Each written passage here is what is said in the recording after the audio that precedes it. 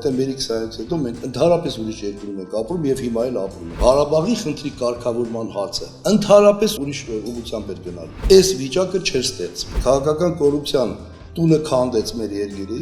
առավելությունը Ադրբեջանը օգտագործեց։ Այս հարցերի պատասխանը իրական տերը Վազգեն Սարգսյանի կառավարության իրավահաջորդն է, Արամ Սարգսյանը, ով ինչի տերադար է հոկտեմբերի 27-ի վրա, արյան վրա։ Ժողովրդի դու չէիր կարող խափեիր ասել, որ սա ռուսներն են թալանում մեզ։ Հիմա ո՞րն է ճիշտը, ում տակ պարկենք։ Ի՞նչն է թաքցվում, թաքցվում եւ թաքցվելու է, քանի համակարգը կա։ Ներսում փաստաթուղթ եղել է, թե չի եղել։ Վազգենն էլ հասկացել, Դիվերջյանն էլ հասկացել։ Դեսանտին բերին, կապին մեր ջանին նախագահ։ Ստացի այդ դեսանտը երկու անգամ է եկել։ Մի անգամ եկավ հոկտեմբերի 27-ն էլ է, երկրորդ անգամ եկավ պատերազմն էլ։ Ամբողջությամբ այս իշխանությունները նստած են հանրահավաքային ռեսուրսների վրա։ Մենք մի քանի տարի հետո մենք ռագատկով կռվող երկրի չենք կարող հաղթել։ Մեր առավելությունները հрьяաներից շատ ավելի էական է։ Full Learning-ը առաջինն ու միակն է Հայաստանի շուկայում, որն առաջարկում է աշխատանք բոլոր ուսանողներին։ Մեր դասընթացների ընթացքում նվեր հզոր համակարգիչ, ChatGPT 1 տարվա բաժանորդագրություն, պարտադիր եւ անվճար պրակտիկա, երաշխավորված աշխատանք, ուսանողներին զեղչ ըստ մոգերի, ճկուն ժամանակացույց, որը թույլ է տալիս ընտրել դասերի հարմար ժամ, օֆլայն կամ օնլայն սովորելու տարբերակ, դասախոսի այց ուսանողի տուն, անվճար շուրջօրյա խորհրդատվություն։ Զանգահարեք կամ այցելեք Գայի 1։ Full Learning ծրագրավորման դասընթացների նշաձողը Հայաստանում։ Եթե ուզում եք հենց մեր միջոցով բացահայտել հետաքրքիր մարդկանց ու տաղանդավոր երեխաների, ապա միացեք մեր Patreon-ին ամսական ընդամենը $5։ Բարև ձեզ, սա Live Armenia YouTube-յան ալիքն է, որի հյուրը Հայաստանի Հանրապետության ազգային ժողովի նախկին падգամավոր 2000-ից 2003 թվականների Հայաստանի կառավարության հատուկ ներկայացուցիչ Ռուսաստանի կառավարությունում պարոն Սահակյան։ Բարև ձեզ, բարև եք եկել։ Բարև ձեզ։ Պարոն Սահակյան, շնորհակալություն նախ որ ժամանակ գտաք եւ եկաք։ Ես եմ շնորհակալ։ Միջև մեր զրույցը դուք շատ ուշագրավ բան ասացիք հետևյալը, որ 1999 թվականի հոկտեմբերի 27-ի եւ 2020-ի 44 օրյա պատերազմի միջև ուղիղ կապ կա, ճիշտ է։ Այո։ Կմանրամասնեք։ Գիտեք ոնց, հարցը շատ ծավալուն է, բաժանենք մի քանի մասի։ Առաջինը մեր համար, ասենք, ընդհանուր առմամբ այս 25 տարի է, ինձ թվում է հոկտեմբերի 27-ով հենց երկիրը մտավ շատ լուրջ հիբրիդային պատերազմի մեջ եւ ճիշտ տեղեկատվություն չի տրամադրվում, հատկապես հոկտեմբերի 27-ի ռազմաքաղաքական, տնտեսական եւ ներքաղաքական բաղադրիչների մասով։ Որովհետեւ մենք այդ կապը տեսնենք, թե ինչ կապ կար հոկտեմբերի 27-ին, ինչա կատարվել, ինչ նպատակով կատարվեց եւ ինչու Հայաստանում կատարվեց 2020 թվականի պատերազմի պարտության պատճառները։ Ես եթե կարելի է չծանրանամ ռազմաքաղաքականի, տնտեսականի, ներքաղաքականի վրա, ես կոնկրետ օրինակներ բերեմ, շատ կոնկրետ օրինակներ եւ օրինակի վրա այդ կապը փորձեմ մեկնաբանել։ Տեսեք, մինչև հոկտեմբերի 27-ը վարչապետ Վազգեն Սարգսյանի եւ վարչապետ Ռուսաստանի վարչապետ Վլադիմիր Պուտինի մեջ տեղի ունեցել լուրջ բանակցություններ եւ ստորագրվել են շատ լուրջ փաստաթղթեր, որի մասին նույնիսկ ռեպորտաժ կա, եթե YouTube-ով նայենք, Վազգեն Սարգսյանը Մոսկվայից վերադառնալուց ինտերվյու է տալի եւ որոշ մանրամասներ ասում, անկեղծ ասած իմ կարծիքով, հատկապես միջուկային ծրագրերի հետ կապված երևի պետք չէր այդ կամ անկեղծ լինել, բայց երևի անփորձությունից էր թե ինչից էր։ Հարցը հետևյալի մեջ էր, երկու վարչապետների, Ռուսաստանի Դաշնության վարչապետի եւ Հայաստանի վարչապետի մեջ լուրջ պայմանավորվածություններ ձեռք բերվել, լուրջ համաձայնագրեր էին կնքվել, որ մանրամասները նորից չասեմ, հարցը ռազմաքաղաքական էր եւ վերաբերվում էր Կասպից ծովի բաժանման խնդիրներին։ Այսինքն դրանով Հայաստանը Ռուսաստանի միջոցով միջնորդավորված մասնակից էր դառնում Կասպից ծովի բիոռեսուրսների բաժանման ռազմաքաղաքական խնդիրներին։ Այսինքն այդ փաստաթղթերը, որի մասին Վազգեն Սարգսյանի հիշատակում է եւ ասում է, որ Ռուսաստանի նորընտիր վարչապետի հետ մենք համաձայնվեցինք եւ հաստատեցինք։ Տեղի է ունենում հոկտեմբերի 27-ը։ Հոկտեմբերի 27-ից հետո արդեն Ռուսաստանի Դաշնության նախագահ Վլադիմիր Պուտինի 51-69 հազարարությամբ այդ Վազգեն Սարգսյանի հետ ձեռք բերված համաձայնությունների հիման վրա կայացվում է քաղաքական որոշումներ։ Նորից եմ կրկնում, հարցը ռազմաքաղաքական էր, Հայաստանը միջնորդավորված Կասպից ծովի բաժանման խնդիրներին Ռուսաստանի հետ միասին մասնակցության խնդիրներ։ Շատ լուրջ հարցեր։ Որպեսզի դա տեղի չունենա, որ այդ քաղաքական որոշումը փոփոխվի, նախ Ադրբեջանի միջոցով շրջանառության մեջ են դնում, ես սպասվում էր Ռուսաստանի նախագահի արդեն այցը Հայաստան, որ ստորագրվի։ Հոկտեմբերի 27-ից հետո չշփոթենք, մինչև հոկտեմբերի 27-ը Վազգեն Սարգսյանի հետ էր համաձայնվել եւ ստորագրվել։ 27-ից հետո արդեն Պուտինը պետք է գար Հայաստան, հետո գնար Ադրբեջան, ես զուտ փաստեր եմ ասում, ուրիշ բան չեմ ասում։ Ստորագրեր, որով Հայաստանը միջնորդավորված մասնակից է դառնում Կասպից ծովի բիոռեսուրսների բաժանման խնդիրների, հետո գնար Ադրբեջան, որովհետեւ այցը Հայաստան չկայանա,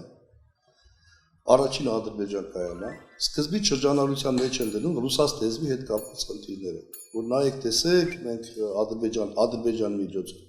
տեսեք, մենք ռազմավարական գործընկեր չենք, բայց մենք ռուսաց դպրոցները պաշտպանել ենք, ռուսաց լեզվի մասին մեր օրենքի մեջ սենց բաներ կան, իսկ դուք գնում եք Հայաստան, երբ որ ռուսաց դպրոցները փակվել են, էս են արվել, են արվել։ Դրան զուգահեռ ահաբեկչություն է կազմակերպվում Հայաստանում Ռուսաստանի դեսպանատանը։ Եվ սկսում է հեռագրեր գնալ Մոսկվա, որ ехать էլի, խորհուրդ է տրվում Հայաստանում Ռուսաստանի դեսպանատան միջոցով խորհուրդ է տրվում չգալ, չայցելել, որ հոկտեմբերի 27-ից հետո լարված իրավիճակը, բայց միջև էլ արդեն շրջանառության մեջ են դնում, որ հոկտեմբերի 27-ի թիկունքում կանգնած են ռուսական հատուկ ծառայությունները։ Ուշադրություն դարձրեք, եթե միջև հոկտեմբերի 27-ը Վազգեն Սարգսյանի վարչապետ եւ Պուտինի որպես վարչապետ այդ համաձայնությունը չներ, համաձայնությունը ռազմաքաղաքական չներ, այդ գործողությունները հոկտեմբերի 27-ից հետո որպեսզի չեղարկվի, որպեսզի այդ համաձայնությունները չկայանա, այդ գործողությունները, այդ դեսպանատուն պայթացնել, այդ ռուսաց լեզվի հետ կապված սպեկուլյացիաները եւ այլ եւ այլ։ Եվ ամենակարևորը, ինչով է ավարտվում այդ ամեն ինչը։ Այդ ամեն ինչը ավարտվում է նրանով, որ 2002 թվականին Վրաստանի էներգոհամակարգում կազմակերպվում է դիվերսիա, որի հետևանքով Հայաստանում ընդունված որոշումը 26.09.2002 թվականի հետագայում նոր կառավարության որոշումով ուժը կորցված է ճանաչվում։ Հիմա ես ձեզ նկարագրեցի ընդամենը հոկտեմբերի 20 մինչև հոկտեմբերի 27-ը եւ հոկտեմբերի 27-ից 1-2 տարվա ընթացքում ինչա կատարվել, ինչ ծավալի գործողություններ, այդ դիվերսիաներ, էլ ռազմաքաղաքական խնդիրների շահարկումներ, էլ ահաբեկչություններ 27-ից հետո։ Եվ պատկերացրեք, եթե այդ ժամանակ այդ գործողությունները չկատարվեին, ես հաստատապես կարող եմ ասել, եւ հոկտեմբերի 27-ի անջատված մասով իմ ներկայացված փաստեր, ինչ որ ներկայացում, գրավոր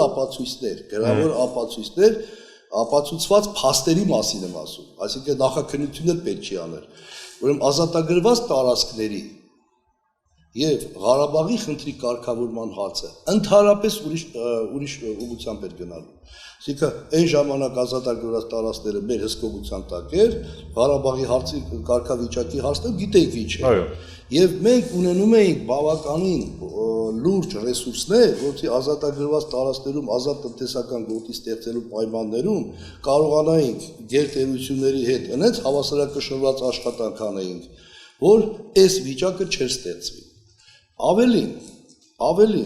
եթե նայենք հոկտեմբերի 27-ը, մինչև հոկտեմբերի 27-ը եւ հոկտեմբերի 27-ից հետո քաղաքական կոռուպցիայի,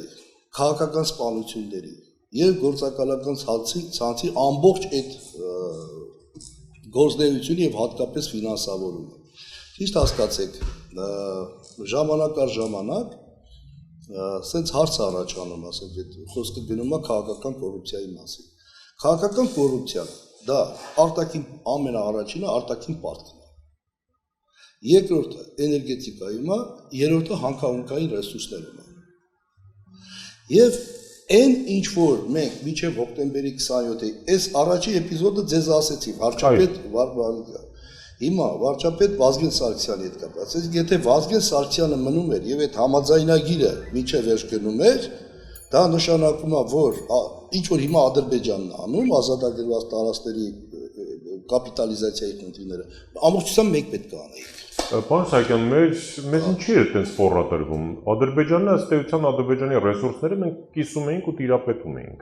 Ես չհասկացա ձեր հարցը։ Ինչն էր պատճառը, որ Հայաստանին նման հնարավորություն էր տրվել, հա, ըստ էության Ադրբեջանի ռեսուրսներին ձեռքցել կամ մեկնել։ Շատ ճիշտ հարց եք տալի, եւ եթե ռուսական շահը չլներ այդտեղ, այդ ֆորան ձեր ասած չէր տրվի։ Առաջինը Ռուսաստանից գազի մատակարարումը Հայաստան, Վրաստանի տարածքով էր տեղի ունենում եւ հիմա էլ է տեղի ունենում։ Full Learning-ը առաջինն ու միակն է Հայաստանի շուկայում, որն առաջարկում է աշխատանք բոլոր ուսանողներին։ Մեր դասընթացների ընթացքում նվեր հզոր համակարգիչ, ChatGPT 1 տարվա բաժանորդագրություն, պարտադիր եւ անվճար պրակտիկա, երաշխավորված աշխատանք, ուսանողներին զեղչ ըստ մոգերի, ճկուն ժամանակացույց, որը թույլ է տալիս ընտրել դասերի հարմար ժամ, օֆլայն կամ օնլայն սովորելու տարբերակ, դասախոսի այց ուսանողի տուն, անվճար շուրջօրյա խորհրդատվություն։ Զանգահարեք կամ այցելեք Գայի 1։ Full Learning ծրագրավորման դասընթացների նշաձողը Հայաստանում։ Եվ այդ տրանզիտից վերցրած ձրի գազը բաշխվում էր կոպիտ ասած, ուժեղացնում էր Ադրբեջան, Վրաստան, Թուրքիա աշխարհակական առանցքը։ Այսինքն ռուսական կողմից ձեռ էր տալի, որպեսզի ոչ թե այդ առանցքը ուժեղանա, որը մեծ Թուրանի sense բաղկացիչ մասերից մեկն է։ Եվ դա այդ առավելությունը մեզ տալիս էր ատոմակայանը։ Այսինքն տարածաշրջանում միակ երկիրն ենք, որ մենք ատոմակայան ենք շահագործում։ 40% մեր էներգետիկ պահանջարկը բավարարում է ատոմակայան։ Այսինքն եթե ռուսական կողմը ժամանակին միջուկային վառելիքը մատակարարում էր, 40% պակաս տրանզիտով գազ էր մտնում, այսինքն 40% պակաս ռեսուրս չէր մտնում Ադրբեջան, Վրաստան, Թուրքիա այդ աշխարհակական առանցքով։ 1. Երկրորդը, իրա վառելիքի, կոշտ վառելիքի, միջուկային վառելիքի եւ գազի Հայաստանում արտադրած հոսանքի հաշվին արդեն Ադրբեջանի նավթի ծավալները, ասես կոպիտ ասած, կոնտրոլի տակ էր վերցնում։ Ադրբեջանը պետք է օգտագործեր ներսում հոսանք ստանալու համար։ Ինքը հոսանքը կմատակարարեր Ադրբեջան, դրա փոխարեն նավթ ու գազը կվերցներ, որի գները պետք է բարձրանային։ Այսինքն Ռուսաստանին ձեռ էր տալի, այդ պահին ձեռ էր տալի, որովհետեւ Հայաստանը միջնորդավորված, քանի որ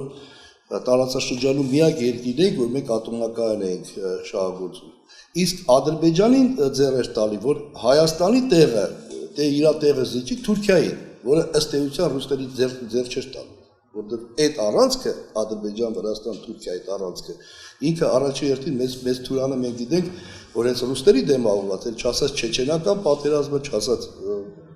հարավային շրջանների այդ մուսուլմանական գոտին եւ մնացածը։ Այսինքն ռուսները ոչ թե Ադրբեջանի ռեսուրսները թողած մեր շահերի հետևից էին ընկած, այլ իրանք շատ լավ այդ համաձայնագրով շատ լավ գիտեին, որ հայ-ռուսական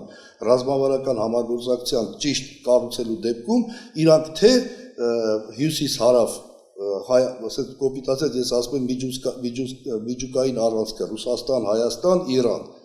միջուկային առանցքը գազի առանցքի հետ երկուսը ոնց էին հավասարակշռված պահում, որտեղ շահեկան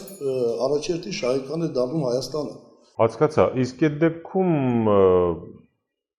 ով է պատվիրել, հա, հոկտեմբերի 27-ը, այսինքն ձեր վերլուծությունից ենթադրում ենք, որ թուրք-ադրբեջանական տանդեմը կամ իրենց ավելի տանիքները իրենց ձեռ չէր տալիս ըստ այս վերլուծության, ըստ այս պլանի։ Որի կայանար Սարգսյան-Պուտինն այդ համաձայնագրի իրականացումը։ Այո, եւ ըստեղ ես ավելացնեմ, ձեր հարցի կպատասխանեմ, ըստեղ ավելացնեմ դրա այս հարցերի պատասխանը իրական տերը Վազգեն Սարգսյանի կառավարության իրավահաջորդն է, Արամ Սարգսյանը։ Ես չեմ դիտում Արամ Սարգսյանը որպես Վազգեն Սարգսյանի եղբայր, ես դիտում եմ որպես իրավահաջորդի։ 25 տարվա մեջ այս մարդը մի անգամ չասեց, այդ ինչ փաստաթղթերը ստորագրված, ինչի մասին էր խոսքը, ինքը իրավահաջորդ եւ որպես վարչապետ, բացի իրանից 100% որևէ մեկը չի տիրապետել։ Էլ չեմ ասում իրենց իրանց կողմից նշանակված դադախազը, Բարիսը Նազարյան, էլ չեմ ասում Ջանգիրյան Գագոն, էլ չեմ ասում մնացածը։ Եվ ամենակարևորը, որ մենք հոկտեմբերի 27-ից սկսենք ու այսօրվա մեր իրադարձությունները, ամենակարևորը վերջին հաշվով այդ քո թիմով դու վարչապետ էի դարել, դադախազ էի դարել, չգիտեմ քչագահ խմբի ղեկավար էի դարել, մի նախադասություն էր պետք, որ ահաբեկչությունը կատարվել էր պետության դեմ։ Եվ դրանից հետո ցանկացած կեղծիք, ցանկացած քննիչ, ել չեմ ասում դադախազ, մատով անգամ չէր կպտի կամ մի կոպեկ փող չէր վերստի այդ զովասների արունը վաճառել, որը չեմ ասում ինչքան գումարներ ա, մաքսավե դրսից ինչքան մտե ու դուրս ա եկե, ներսից ու դրսից, ով ինչի տերա դար է հոկտեմբերի 27-ի վրա, արյան վրա։ Ասեք, եթե կան փաստեր, ասեք, ինչ եղել։ Դժվար է ասենք բանը իրավապահ մարմինների համար ասենք բացահայտել է Ջանգիրյան Գագոն մինչև հոկտեմբերի 27-ը ինչ ուներ, 27-ից հետո ինչ ունի, հիմա ինչ ունի։ Դժվար է Բարիս Նազարյանի գույքը ուսումնասիրել։ Դժվար է Աղվան Հոսեփյանի եղած-չեղածը ուսումնասիրել։ Դժվար է դրանք։ Ինչի չեն կպտում այդ մարդկանց։ Ինչի չեն կպտում հոկտեմբերի 27-ից հետո այն միլիարդատերերը, որոնք միլիարդատերեր դարան։ Եվ ինչ կապ ունեն այդ մարդիկ, շատ մարդիկ, որ միլիարդատերերի մասնակցությունը հոկտեմբերի 27-ի է։ Այդ քաղաքական կոռուպցիան, որ ես ասում եմ, այդ քաղաքական կոռուպցիան տունը քանդեց մեր երկրի եւ 44 օրվա պատերազմի եթե վերցնենք այդ նշած իմ փաստերը, երբ որ Հայաստանը լրիվ մեկուսացման ծրագրերի գնացքի առավելությունը Ադրբեջանը օգտագործեց, համ զինվեց, համ էլ աշխարհակաղակական առումով կարողացավ աշխարհին համոզել, որ պատերազմի մեջ էլ մտավ եւ պատերազմը հաղթելուց հետո նույնիսկ չդատապարտվեց։ 26 տարի մենք ինչ է էշիականջում քնած էինք։ 26 տարի, նայեք։ Դուք կապ եք տեսնում, ասում եք այդ ինչ որ պետք է արվեր, այդ մերն էր լինելու, մենք ենք դնելու, մեր վերածնու։ Ես ընդունված որոշումների մասին եմ ասում, ստորագրած փաստաթղթերի մասին եմ ասում։ Ձեր մտքի թռիչքը չի դա, էլի։ Okay, բա այդ դեպքում հարց է առաջանում։ Բա եղավ այդ ողբերգությունը, պետության ողնաշարը կոտրվեց։ Եկավ ժամանակավոր 6 ամսյա կառավարություն, ճիշտ եք ասում, այդտեղ եղբոր ֆակտորը չի, այդտեղ պետության ներկայացուցիչը դեմ կա։ Հետո փոխվեց, հետո եւ այլն, դες գիտենք ինչ ա եղել։ 26 տարի մենք ինչ էինք անում։ Այդ իմ ասած, ճիշտ հասկացեք, մինչև հոկտեմբերի 27-ը մենք մի երկրում էինք ապրում։ Հոկտեմբերի 27-ից հետո մենք ընդհանրապես ուրիշ երկրում ենք ապրում եւ հիմա էլ ապրում ենք։ Տեսեք հիմա այնց մոդա է, չէ՞, սկսել են վերջերս քննարկել, ասել, ով բերեց Նիկոլ Փաշինյանի իշխանության, չգիտեմ, 44 օրյա պատերազմի այս փաստաթուղթը մի տարի է ինչքան է Անդրանիկ Քոչարյանը չի ներկայացնում։ Այդ ամբողջի անունը համակարգ է։ Այդ հակահայկական համակարգը, որը մինչև հոկտեմբերի 27-ը ձևավորվել էր, եւ դրա կոնկրետ փաստերը իվայրես կասել եւ շատ կարեւոր կարծիքով շատ կարևոր տեղեկություն առաջի անգամ հրապարակել, այդ հակահայկական համակարգը ինքը հոկտեմբերի 27-ից հետո բերեց հասցրեց 44 օրվա նախ 16 թվականի պատերազմին եւ 44 օրվա պատերազմի եւ պարտության։ Հիմա հիմնավորեմ փաստերով։ Ինչն է թաքցվում, թաքցվում եւ թաքցվելու է, քանի այդ համակարգը կա։ Ուրեմն, եթե հիշում եք, Լևոն Տեր-Պետրոսյանը հրաժարականից առաջ գրեց հայտնի պատերազմ խաղաղություն հոդվածը։ Եվ 20 քանի տարի է, բոլորը խոսում են Ղարաբաղի հետ կապված փաստաթղթերի մասին։ Մադրիդյան սկզբում, չգիտեմ, Լիսաբոն, չգիտեմ, էսի, չգիտեմ, այնի, ոչ մեկը չի ասում, ներսում ինչ փաստաթուղթ է եղել։ Ներսում փաստաթուղթ եղել է, թե չի եղել։ Այդ փաստաթուղթը աշխատել է, թե չի աշխատել։ Այդ փաստաթուղթը բերեց 44 օրյա պատերազմի եւ պարտության, թե ինչի մասին է խոսքը։ Հիմա հիմնավորեմ եւ փաստերով։ Ուրեմն մամուլում տարիների վեր հրապարակվում է, որ մինչև Լևոն Տեր-Պետրոսյանի հրաժարականը տեղի ունեցել գաղտնի ազգային անվտանգության խորհրդի նիստ։ որտեղ Լևոն Տեր-Պետրոսյանը ներկայացրել է հիմնավորումներ, որ ավելի լավ է հիմա փաթեթային տարբերակով, իրադարձ փաթեթային տարբերակով, լուծենք Ղարաբաղի հարցը, հակասությունը առաջացել, փուլային տարբերակի եւ մնացած բաները ինչ որ մենք լսում ենք։ Լևոն Տեր-Պետրոսյանի ներկայացված հիմնավորումները եղել է գրավոր։ Այդ գրավոր փաստաթուղթը ես ինձ թույլ եմ տալի ասելու ամբողջությամբ կեղծված է։ Կեղծված։ Այո, կեղծված։ Եվ ինչու՞մ է հարցը։ Այսինքն 98 թվականին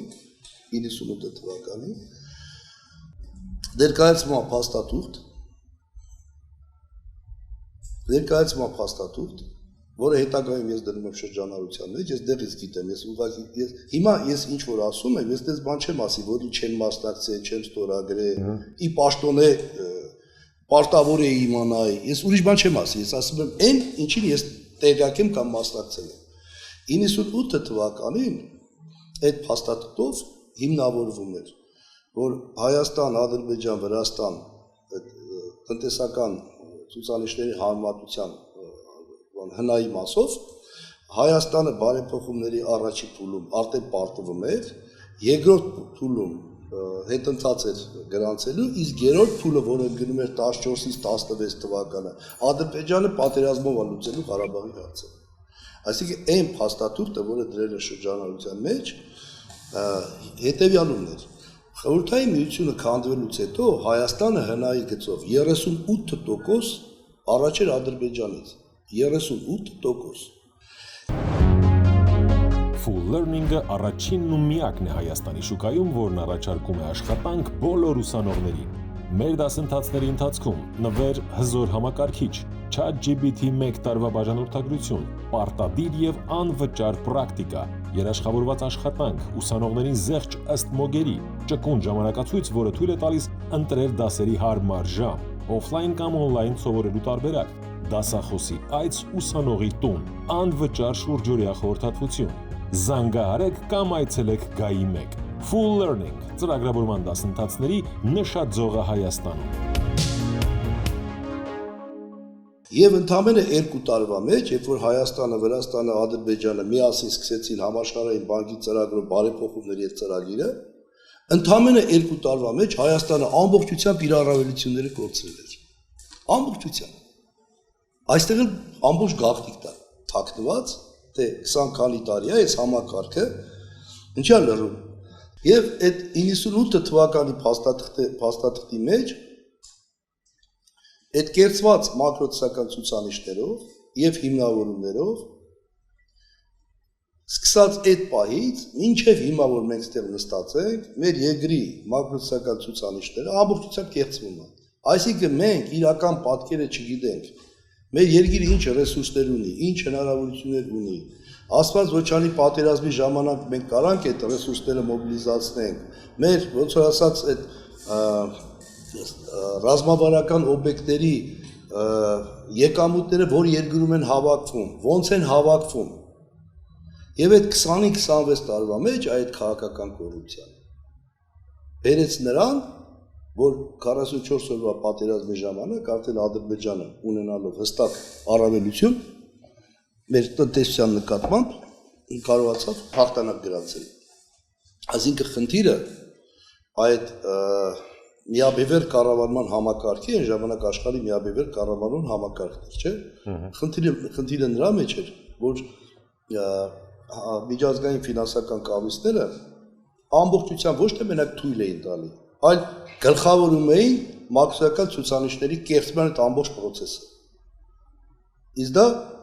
հարցը քաղաքական էր, դա մենակ տնտեսական չէր։ Այսինքն, եթե նույնիսկ վերցնենք 98 թվականին, Ադրբեջանում ուղիղ ներդրումները 640 միլիոն էին, Հայաստանում 20 միլիոն։ Եվ Լիսաբոնում ընդունված որոշումից հետո միջազգային ֆինանսական արդյունաբերական կենտրոնները շահագրգռված էին Ադրբեջանի տնտեսության զարգացմամբ։ Պարոն Սահակյան, այդ ամենայնիվ թույլ տվեք վերաշարադրել հարցս։ Ում էր ձեռնտու կամ ով կարող էր կազմակերպել կամ եթե գիտեք հստակ ով ասեք, խնդրեմ, ով է կազմակերպել հոկտեմբեր 20-ը։ Նայեք, ես Պարզ հեռուստայտողներ, ընդհանրապես բոլորիս համար է այդ արկիր, կամ երկրները գուցե։ Պարզ ասեմ, ասեք ելիք որ ես ցուցմունք եմ տվել, որ ավարտված չի եւ չեն էլ պատրաստում ավարտվել, ասեք իմ դժոխ ճանաչելու մասին որոշումը միտումնավոր չի կայացվում։ Ասենք այդ մասով նախաքննության գաղտնիք կա, բնական է ես մի քիչ կաշկանդված եմ։ Բայց ասեմ ռազմաքաղաքական առումով հետեւյալն է։ Չեչենական պատերազմները Ղարաբաղի առաջին պատերազմի զուգահեռ բավականին մեծ զենք զինամթերք էր մատակարարվել չեչենական առաջին պատերազմին։ Այսինքն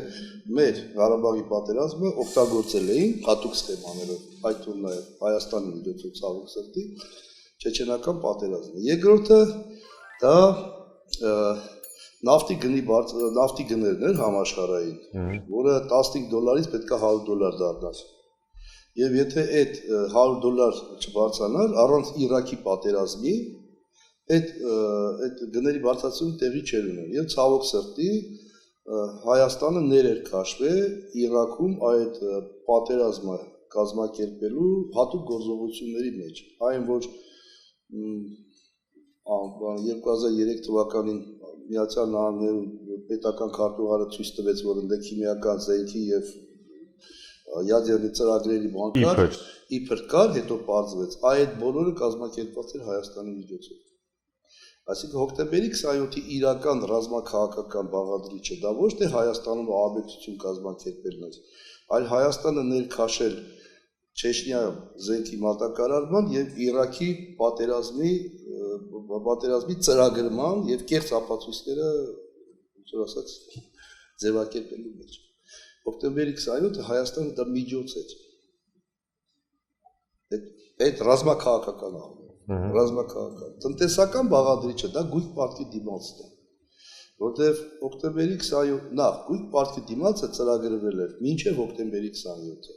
Մինչև հոկտեմբերի 27-ը ես զուտ փաստերն եմ ասում։ Եվ այդ $100 միլիոն գումարը, որը ռուսական կողմը տրամադրել է, այդ $100 միլիոն գումարը գոյություն չուներ, արդեն լվացվել դուրս էր եկել երկրից։ Ես ավելին ասեմ, հատուկ կառույցներ էին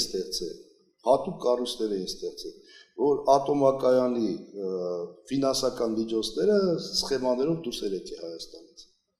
Եվ եթե վերցնենք հոկտեմբերի 27-ի ռազմաքաղաքական բաղադրիչը, ասենց ոնց որ ասում են պարզ մարդկային լեզվով ասենք, դա ռուսական զորքերը հանելու համար էր կազմակերպվել։ Հակառուսական տրամադրությունների գեներացիայի տակ ռազմաբազան հանել է։ Ինչ այսօր տեսնում ենք։ Ինչ որ տեսնում ենք, հա։ Այդ գույք պարտքի դիմացը հենց հիմք հանդիսացավ,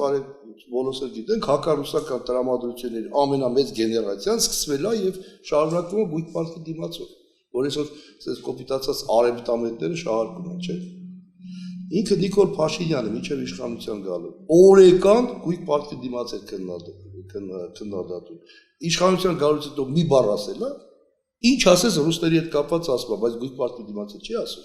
որտեվ կաստ է մի հատ մեծ գաղտնիք, արեք էդ էլ առաջի անգամ բացել, որտեվ ես շատ-շատերի հետ խոսում եմ, այդ ծրագիրը, որ ես էի դրել շրջանառության մեջ, փաստորեն դրան փոխարինվեց գույք պարտքի դիմացով։ Այն ինչ որ ես ասում եմ Կասպից ծովի միջնորդավորման, այդ ծրագիրը ես եմ դրել շրջանառության մեջ, այսինքն ես դրանում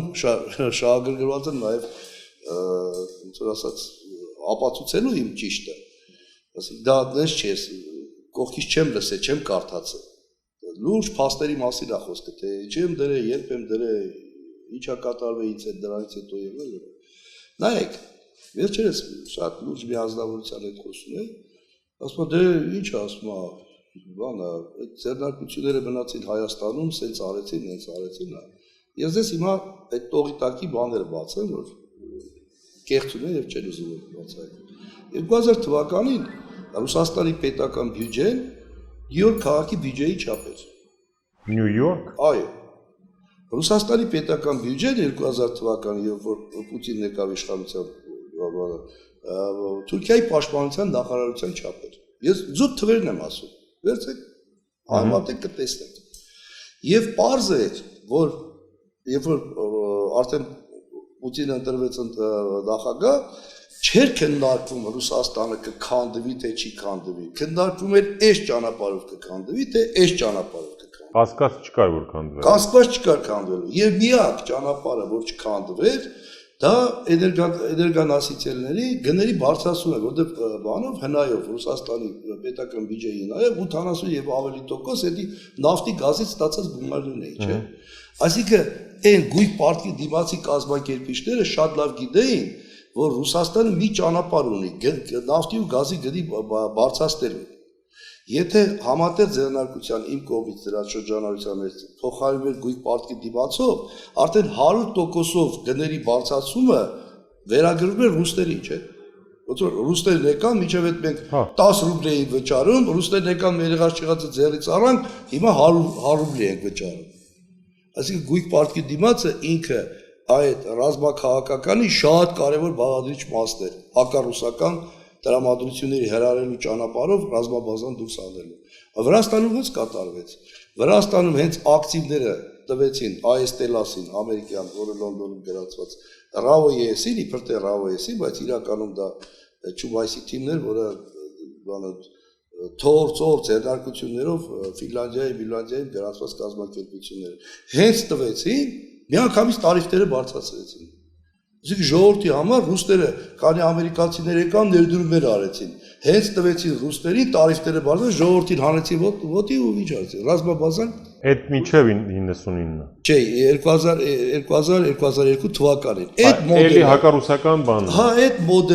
մոդելը կիրառեցին Հայաստանում։ Էլեկտրիկ Երևանը ինչ էր։ Եթե գույք պարտքի դիմացը չլներ, ասենք էսպեն մնար, եւ օգուտների հաշվին մենք պետք է միջուկային վարելիք ու գազներ կրեինք։ Ժողովրդի դու չէիր կարող խափեիր ասել, որ սա ռուսներն են թալանում մեզ։ Չէիր կարող։ Իսկ գույք պարտքի դիմացով, քանի որ անցավ ամբողջը սեփականություն դառավ, որ Ռուսաստանում խի Մերգելյանի պատերի պես բան չկար, ինստիտուտի պատեր չկար, թե Հրազդանի ջերքի պես ասենք բանը 100 տարվա 50 տարվա ջերք չկար, ավելին ասեմ ձեզ։ Գույք պարտքի դիմացի ժամանակ Երևանի ջերքում, Երևանի ճապոնական տեխնոլոգիայով դրվեց բան, նոր գեներատոր դրվեց, մի կիլովատ էլեկտրէներգիան բանը 125 գրամ գազ էր ծախսվում։ Երբ որ Հրազդանը ծախսում էր 300 քանի գրամ։ Full Learning-ը առաջինն ու միակն է Հայաստանի շուկայում, որն առաջարկում է աշխատանք բոլոր ուսանողներին։ Մեր դասընթացների ընթացքում նվեր հզոր համակարգիչ, ChatGPT 1 տարվա բաժանորդագրություն, պարտադիր եւ անվճար պրակտիկա, երաշխավորված աշխատանք, ուսանողներին զեղչ ըստ մոգերի, ճկուն ժամանակացույց, որը թույլ է տալիս ընտրել դասերի հարմար ժամ, օֆլայն կամ օնլայն սովորելու տարբերակ, դասախոսի այց ուսանողի տուն, անվճար շուրջօրյա խորհրդատվություն։ Զանգահարեք կամ այցելեք Գայի 1։ Full Learning ծրագրավորման դասընթացների նշաձողը Հայաստանում։ Այսինքն ստացվում էր, որ այդ թանկացումները եւ բանը սա ռուսներն են։ Գույք պարտքի դիմացի ռազմաքաղաքական նշանակություն, այլ ես չեմ ասում դա ինչով նպաստեց Հայաստանից էժան ռեսուրսներ հանել, թանկ ռեսուրսներ բերել, դրա հաշվին Ադրբեջանը զենքի մատակարարման ինչ սխեմաներ գործել։ Պարոն Սահակյան, ես հենց էլ իհարկե չհասկացա, թե որ երկիրն էր կազմակերպել հոկտեմբեր 27-ը, բայց դուք էլ շատ սիրուն խուսափում եք։ Չէ, ես ասեմ ձեզ, քանի որ Լևոն Տեր-Պետրոսյանը ռազմաքաղաքականը բացահայտել է, արդեն բացահայտել է, ես նորություն չեմ ասելու, Լիսաբոնի հետ կապված հիշում եք իր ասելը, որ ասեց եկա Վարդան Օսկանյանը մի գիշերվա մեջ բան եւ ինքը տեղացրեց British Petroleum-ը, որը մեծ ներդրումներ էր արևանում, մեկ էլ Տեխասի, այդ ամերիկյան Տեխասի նեֆտենոյի կամպանիաները։ Նրանք արդեն Ադրբեջանում այդ ներդրումները կատարել էին եւ այդ Լիսաբոնի փաստաթուղթը մցրեցին Իրաք։ Ստեպ 1, երկրորդը բարեփոխումների երկրորդ փուլով նախատեսվում էր Բաքու-Ջեյրանը, որով նավթ ու գազը կոպիտ ասած Թուրքիայով դիգնար Իսրայել։ Շահագրգռված էր Իսրայելը բան Ադրբեջանի բանի այդ Բաքու-Ջեյրանով։ Այսինքն Լևոն Տեր-Պետրոսյանի այդ բացահայտումը British Petroleum անգլիական եւ Տեխասի նեֆտենոյի կամպանիաները եւ գումարած նաեւ Իսրայելի շահը Ադրբեջանը։ Դե այդ մասով վստահաբար 44 օրյա հետ կապ կա, անգլոսը որ դեսանտին բերին, կապին մեր ջանին նախագահ, ստեղ պահեց փայփայեց BP-ի Տրուբեկը, հետո այդ գնաց Լոնդոն հրաժարական տվեց։ Սա այդ դեսանտը երկու անգամ է եկել։ Մի անգամ եկավ հոկտեմբերի 27-ն է լավ, Երկրորդ անգամ եկավ պատերազմը լավ։ Պարոն Սահակյան, չափազանց հետաքրքիր է ու ժամանակը շատ աննկատ անցնում է։ Հիմա փորձենք հասկանալ այսօրվա իրավիճակը։ Ինչ ունենք Հայաստանում ինչ իրավիճակ է ձեր գնահատմամբ, ինչ սպառնալիքներ կան եւ ի վերջո ինչ անել, որն է ելքը ըստ էության։ Ուրեմն իրավիճակը սենց է, իմ գնահատմամբ, որ նախկին ընդդիմությունը իշխանություն չդարավ, նախկին իշխանությունն էլ ընդդիմություն չդարավ։ Նախկին ընդդիմությունը իշխանություն չդարավ, նախկին իշխանությունն էլ ընդդիմություն չդարավ։ Այս է վիճակը։ Ինչ վերաբերում է ելքերին, ճիշտ հասկանալ, մենք պետք է ճիշտ հասկանանք իրավիճակը։ Իրավիճակը հետևյալն է, որ գոյություն այն նախկին հին աշխարհը չկա այդ միաբևեռ կառավարման համակարգ լիբերալ էկոնոմիկան sense ինքը ազատ շուկայական չէ։ Եվ վերեք կոնկրետ Ռուսաստանի օրինակով 2000 թվականին, երբ որ Ռուսաստանի նախագահ ընտրվեց Վլադիմիր Պուտինը, ինքը Փարիզյան կլուբի առաջինը Փարիզյան կլուբի այդ փողերը փակեց, հետո Բյուխենյան այդ հայտնի բաները, բայց շատերը չգիտեն, որ այս Ուկրաինային, երբ որ Ռուսաստանը փաստորեն պատերազմա 50-ից ավելի երկրների, եթե տակից շատ խորքային Ռուսաստանը իր ազգային գաղափարախոսության, ազգային էկոնոմիկա չունենար, նա չէր հաղթել։ Եթե ինքը մնար այդ համակարգի մեջ, այդ համակարգի, այսինքն մենք ցանկացած երկիր Աֆրիկայում, որտեղ մարդ են ուտում կամ Եվրոպայում կամ որտեղ, ունի տնտեսական, քաղաքական անվտանգության 3 հենասյուն, 3 մակրոտնտեսական աճ, սոցիալ բնապահպանական խնդիրներ եւ քաղաքական համակարգ։ Մենք պետք է այս 3 հենասյունների համար ամեն մեկի համար ունենանք այն ռազմավարությունը, որը շատ լուրջ խոսակցություն է ու շատ մեծ խոսակցություն է։ Այսինքն ոչ թե գնանք մակրոտնտեսական ցուցանիշների կեղծելու ճանապարհով սոցիալ բնապահպանական խնդիրները սաղ ոտնիտակ ու քաղաքական համակարգ չունենանք, այլ մենք պետք է ունենանք եւ մեր այն ռեսուրսը, որ մենք ունենք փոքր տարածք, բնական հանքային ռեսուրսների կարելի ասել բացակայություն, մուսուլմանական երկրների շրջափակման վտանգ, ցեղասպանություն, հետևանքով առաջացած սպյուրք եւ հավատք։ Այս 5-ը այն որը աշխարհի վրա, երկրագնդի վրա մեկ էլ հрьяաներն ունեն այս 5-ը։ Դա երկրորդ երկիր չեք կարող գտնել, որ այս 5 բանը ունեն, առանձնահատկությունը։ Եվ հрьяաները կարողացան այդ իրանց առանձնահատկությունը, որը օգտագործեցին, տեսեք ինչ երկիր են կառուցել, իսկ մենք մխսեցինք։ Եվ մեր առավելությունները հрьяաներից շատ ավելի էական է, բայց քանի որ մենք ազգային գաղափարախոսության ազգային էկոնոմիկա չկառուցեցինք, հենց հոկտեմբերի 27-ի հիմնական պատճառներից մեկը դա դարավ։ Հենց Վազգենն էր հասկացել, Դիմիրճյանն էր հասկացել, որ մենք առավելություններ կորցնելով, պատերազմի դաշտում հաղթելով, տնտեսական դաշտում պարտվելու դեպքում մենք մեկապարտված ենք։ Լավ, եղավ այդ չարիք, այդ ողբերգությունը։ Դե վերջո նույն Վազգեն Սարգսյանը ուներ եւ հիմա էլ կա եղբայր, որը ստանձնեց կառավարության ղեկը, Ռոբերտ Քոչարյան, Սերժ Սարգսյան, մարդիկ եկան, ովքեր ըստ էության անցել էին այդ թողոբորումի, չէ՞, ունես չէ նոր դեմքեր էին։ Ինչներ խանգարում Ռուսաստանի պես հավաքեին իրենց ձեռքին այդ ազգային պետական մոդելը եւ զարգանային, առավել եւս հաղթողի դիրքերից էին, ու մեզ այդ հաշվի էին նստում, մենք գործողն էինք։ Ես կարող եմ մի նախադասության պատասխանել, որ բոլորն էլ այդ համակարգի կարելի ասել սպասարկողն են եւ եթե այդ համակարգից դուրս ելնեին, հաստատ իշխանություն չէին ունենալ։ Իշխանություն ունենալու եւ վայելելու ցանկությունը եւ հնարավորությունը։ Եթե այդ համակարգի դեմ դուրս գնա, համակարգի դեմ անձը դուրս չի կարող գնալ։ Համակարգի դեմ պայքարում համակարգ, այսինքն Հայաստանի հերն անիծելու համակարգ։ Դե Հայաստանը լափելու համակարգ։ Սպասարկող երկիր դառնալու, բարեր, ռեստորաններ, բարձր տեխնոլոգիա։ Ռուսաստանն ասում էր լափեք ու մի Ռուսաստանի մասին չի խոսքը։ Որ համակարգի, արեն ձեր ասած։ Այդ միաբերեր կառավարման համակարգի։ Այսինքն արևմուտքը ասում էր հələ մի հատ տեղները ցթրվեք, հա, ես $5000 կտամ ՀԿ-ներով հանրության հերն անիծեք։ Իհարկե, Ռուսաստանի դաշտամբությունը ինչից առաջացել է, սկզբից ասեցի, չէ՞, 2000 թվականին, երբ որ նախագահ դառավ Պուտինը, առաջի քայլը հիշում եք, ինչ կռվով դավով այն բանը Փարիզյան կլուբի փողերը հետ տվեց, չէին վերցնում։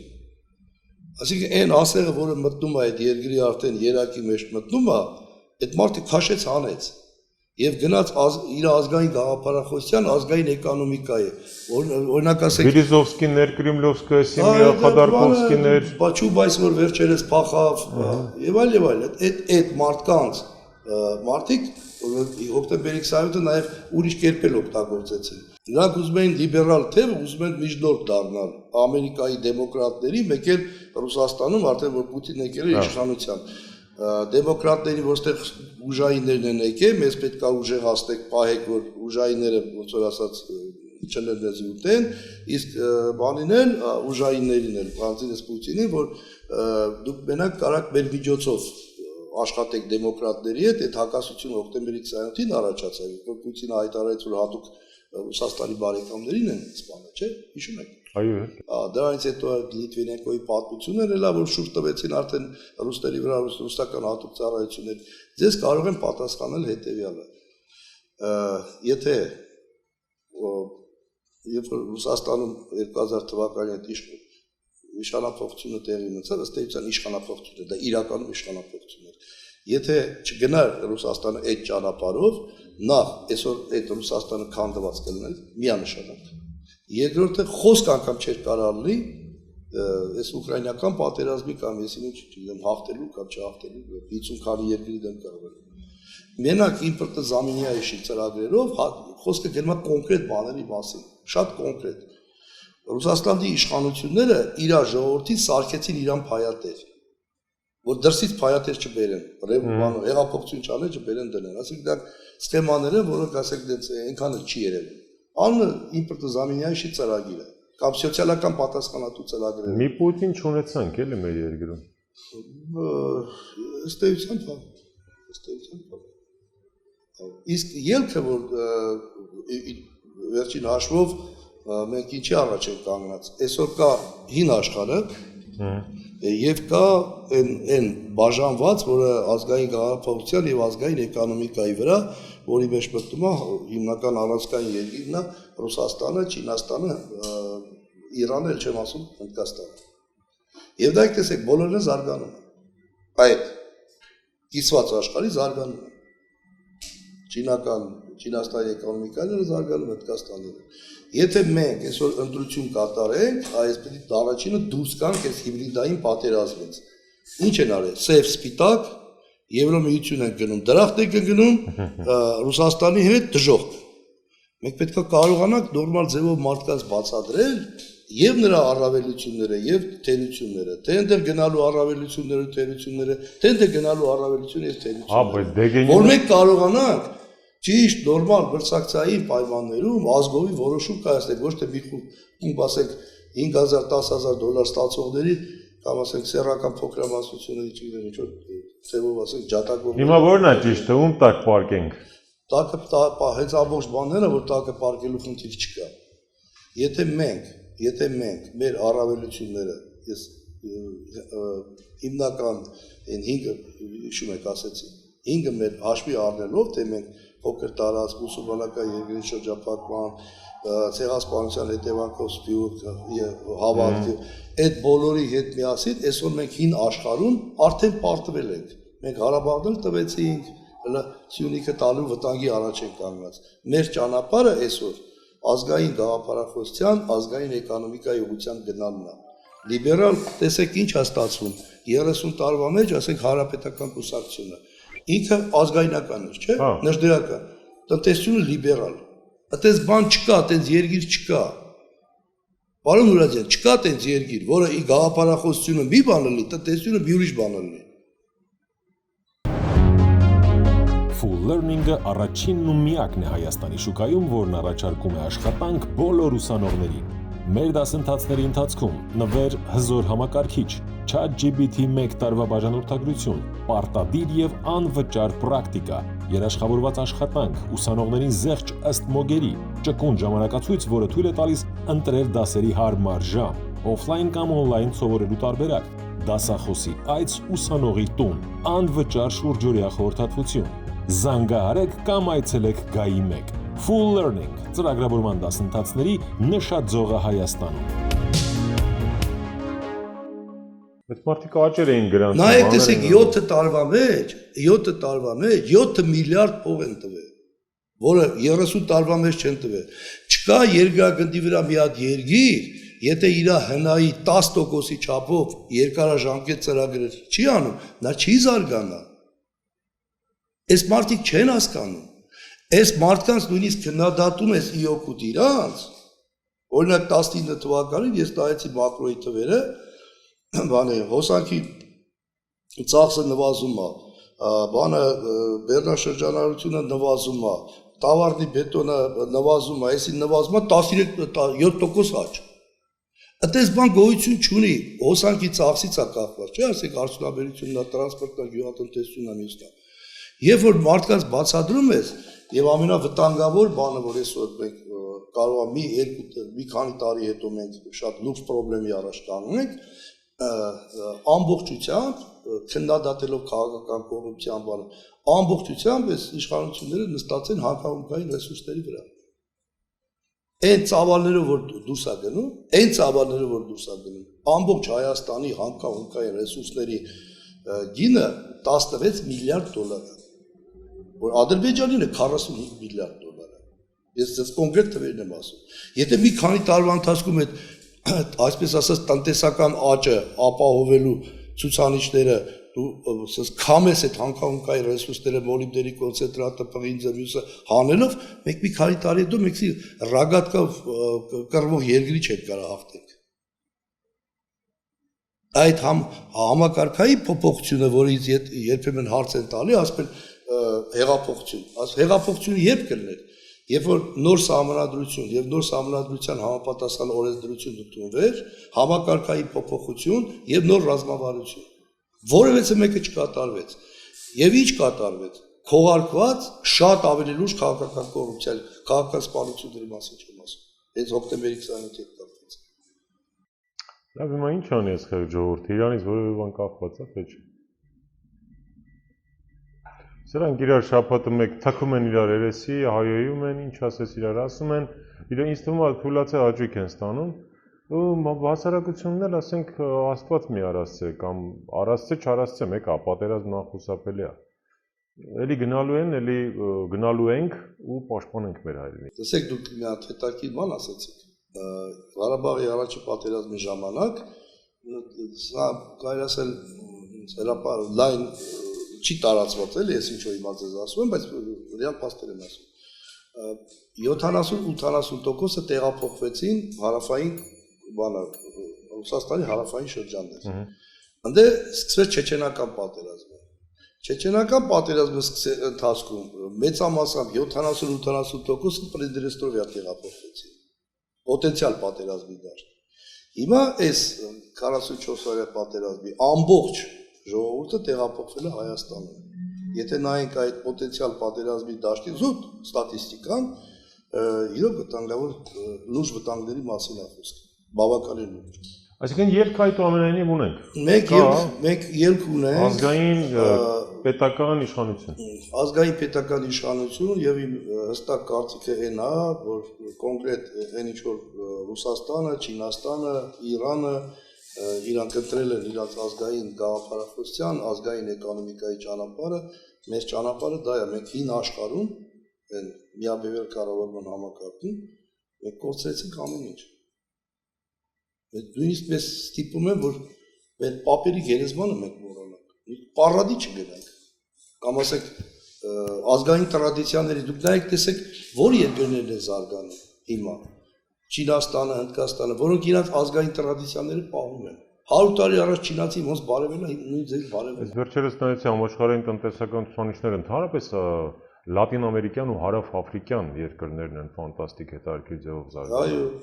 Այո։ Բանի միջին այսպես ցուցանիշի առումով էլի։ Պարոն Սահակյան, հաղորդման վերջաբանն է։ Այսինքն արևմուտքի հետ ապագա չկա։ Ես սենց կձևակերպեի։ Մենք մերը պետք է կառուցենք, ինչ որ մեկի դեմ չէ, ոչ արևմուտքի դեմ, ոչ ռուսների, մենք մերը պետք է ունենանք,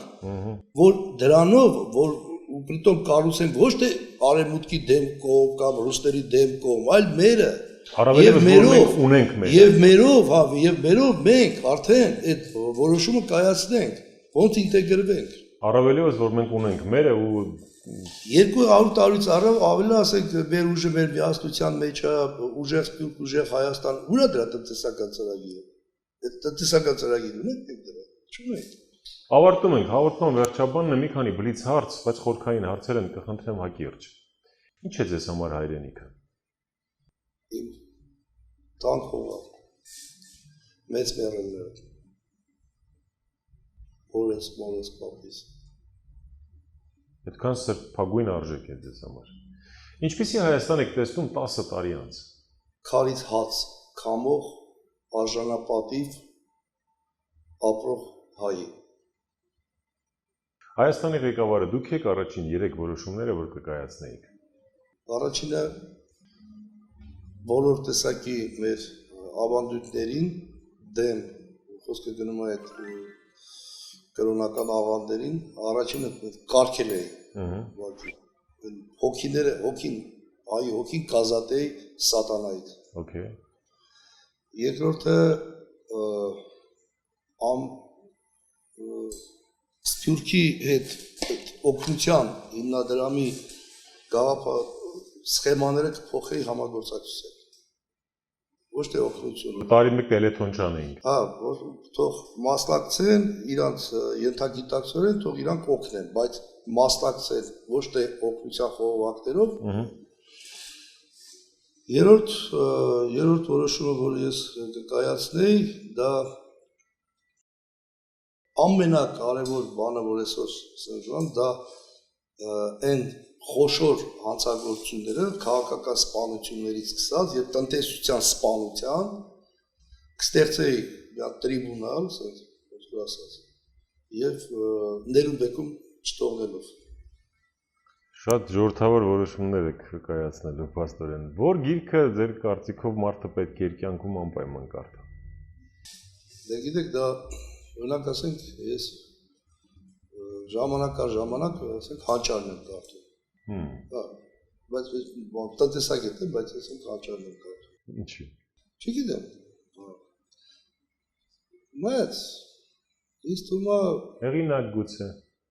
Հեղինակ, կոնկրետ հեղինակ։ Օրինակ ես ավելի շատ կասեի, վերջերս որոշել եմ մի անգամ շուտ կարդացել եմ, լավ չեմ հասկացել, օրինակ ուզեցել եմ ուզում եմ Հրանտ Մաթեոսյան նորից կարդալ։ Ես հասկանում եմ, որ լավ չեմ հասկացել։ Ես դա գիտակցում եմ, լավ չեմ հասկացել։ Այդ փիլիսոփայական իր բաները մի քիչ մետաֆորաները շատ տարիներ անցնում են, մեկ էլ մի հատ ֆրազա է ապրում։ Գալիս ասպատեսիկս էց էր ասում։ Որն է երջանիկ լինելու ձեր բանաձևը։ Մենք բոլորս մահկանացու ենք։ Եվ երևի երջանիկ պատկերացնում են մարդկանց, ովքեր երկրային կյանքում ունես բան չեն արել, որը բեռ կմնա իր զավակներին կամ ծողներին։ Լավ, Աստծուն տեսնեիք, ինչ կասեիք։ Կասեի մեր ազգի մեղքերին թողություն տուր եւ հնարավորություն։ Հետաքրքիր է տնտեսական ձեր բնույթով դրայզեր հանճարը ինքնակենսագրական չափազանց հետաքրքիր էմոցիոնալ ուզիչ վեբ եւ հոգեվոր արժեքներով։ Եվ վերջին հարցս, ինչից եք ամենից շատ վախենում։ Վախենում եմ հիասթափվելուց։ Ումից ինչից։ Ինչը շատ սիրում ընդունում եմ իմ համար արժեք է եւ վախենում եմ հիասթափվել։ Շնորհակալություն։ Դա Life Armenia YouTube-յան ալիքն էր, որի հյուրն այսօր Հայաստանի Հանրապետության ազգային ժողովի նախկին պատգամավոր 2000-2003 թվականներին Հայաստանի կառավարության հատուկ ներկայացուցիչը Ռուսաստանի կառավարությունում Տարոն Սահակյանն։ Շնորհակալություն նաև ձեզ ուշադրության եւ մեր ալիքին բաժան օգտագործելու համար։